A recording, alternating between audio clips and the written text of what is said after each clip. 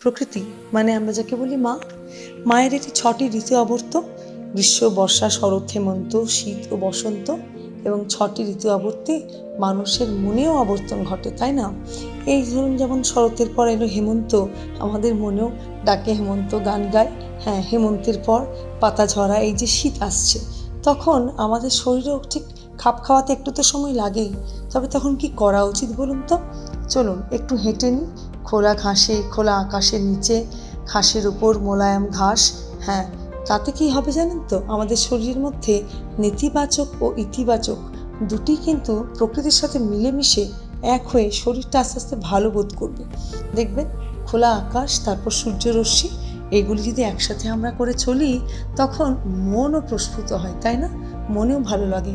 এবং এই ভালো লাগাটা চলুন একসাথে রেখে এই ঋতুটাকে আমাদের ভালো করে আমরা রসাস্বাদন করি। রাখি তাহলে।